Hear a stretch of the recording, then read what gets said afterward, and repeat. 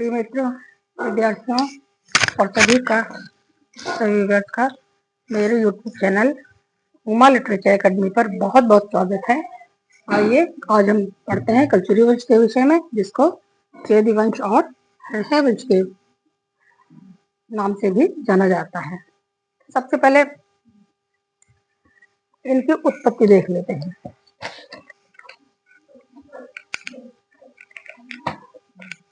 तो विद्यार्थियों, दोस्तों आज हम मध्य भारत के क्षत्रिय वंश कल्चुरी वंश के बारे में जानेंगे।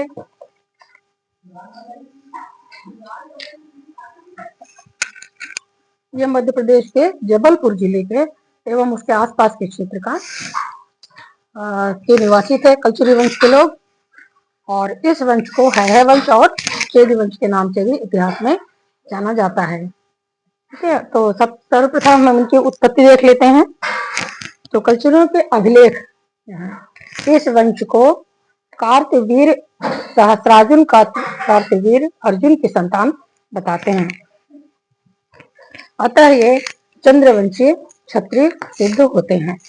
कार्तवीर अर्जुन चंद्रवंशीय थे, इसलिए वो चंद्रवंशीय क्षत्रिय कल्चुरी कहे जाते हैं। उत्पत्ति के बारे में ये था। और इनकी राजधानी त्रिपुरी थी, जो आजकल का वर्तमान क्षेत्र जबलपुर का क्षेत्र है। वहाँ के तेवर गांव से इसका समीकरण किया जाता है, और उस समय इसकी राजधानी को त्रिपुरी कहते थे। इनके प्रारंभिक राजा देख लेते हैं कौन कौन से थे। प्रारंभिक शासक इनके थे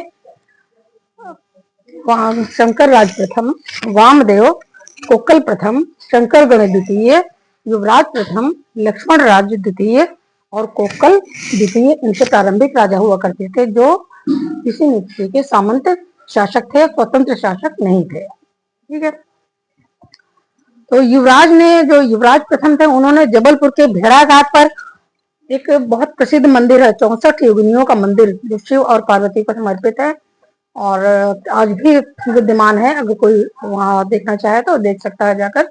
तो उसका निर्माण युवराज प्रथम ने कराया था। युवराज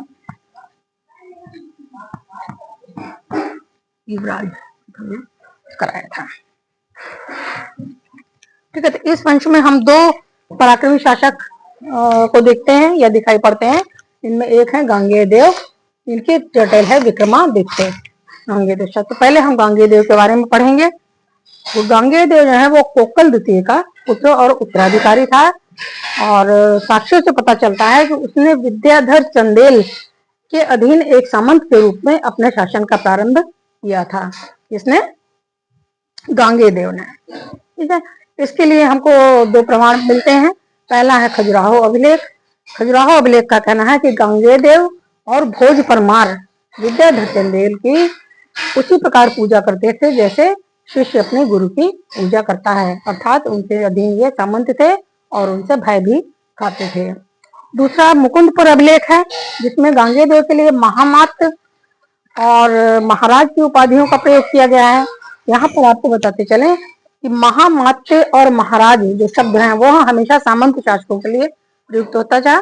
स्वतंत्र शासक के लिए सदैव ही कम से कम महाराजाधिराज की उपाधि अवश्य ही होती थी। ठीक है, अब हम देखते हैं कि उत्तर प्रदेश के एक बड़े भूभाग पर उसका अधिकार सिद्ध होता है। खैरा और जबलपुर के अभिलेख जो इनके अभिलेख हैं, खैरा अभिलेख और जबलपुर के अभिलेख। खैरा जबलपुर, खैरा और जबलपुर के जो अभिलेख हैं उसके आधार पर प्रयाग पर उसके अधिकार की ये दोनों अभिलेख हमको उसकी सूचना देते हैं। और कहा जाता है, इन अभिलेखों के कथनानुसार कहा जाता है कि प्रयाग में उसने वट वृक्ष के नीचे अपना जीवन निवास करते हुए अपना अंतिम समय व्यतीत किया था, और उसे मुक्ति की वहीं पर प्राप्ति हुई थी, मोक्ष की प्राप्ति हुई थी। किसको? गांगेय देव को। ठीक है, इसी तरह एक और है उर्दू ग्रंथ तारीखे वैहिकी। तो तारीखे वैहिकी का कहना है कि गंग वाराणसी का राजा था। उसके सिक्के भी उत्तर प्रदेश से मिले हुए हैं। ये प्रदेश उसने प्रतिहारों से, उसके पहले काशी का प्रदेश प्रतिहारों के अधीन था, तो अवश्य उसने गांगेय देव ने प्रतिहारों से ये प्रदेश वाराणसी के प्रदेश छीना रहा होगा, ऐसा माना जाता है। गांगेय देव के पुत्र कर्ण ने कर्ण का जो बनारस अभिलेख है, लक्ष्मी कर्ण पूरा नाम था उसका बनारस का जो अभिलेख है, उससे प्रकट होता है कि गांगेय देव ने कीर के राजा को बंदी बनाया था, बंदी बनाकर हरा दिया था। अब कीर कहाँ है? ये कांगड़ा हिमाचल प्रदेश में होता है कि कीर। अब अंगराज्य की बात करते हैं। तो अंगराज्य को लेकर गांगेय देव और पाल नरेश महिपाल में प्रथम में संघर्ष हुआ था।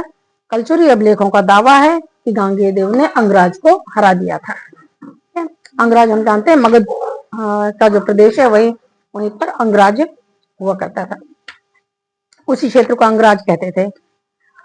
और संभवतः दोनों पक्षों के बीच युद्ध अनिर्णित रहा, परंतु गांगेय देव को उड़ीसा में सफलता मिली। उसने उड़ीसा में भी उसने युद्ध किया और गोहरवा अभिलेख उत्कल नरेश शुभकर द्वितीय की पराजय का वर्णन करता है। ये उत्कल नरेश, उत्कल अर्थात उड़ीसा, शुभकर द्वितीय की पराजय का वर्णन करता है। एक नेपाली पांडुलिपि के अनुसार उसने तिरहुत या तीरभुक्ति, भुक्ति कहते थे प्रांत को, और ये बंगाल का प्रांत है तीरभुक्ति, जिसे तिरहुत के नाम से संक्षेप में जाना जाता है।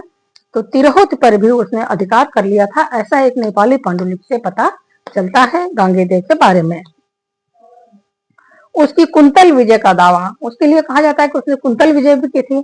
कुंतल महाराष्ट्र के क्षेत्र में आता है, तो यह दावा उसका अविश्वसनीय प्रतीत होता है। और अपनी विजयों के परिणाम स्वरूप उसने विक्रमादित्य, महामंडलेश्वर, महाराजाधिराज, परमेश्वर आदि की उपाधियां धारण की थी।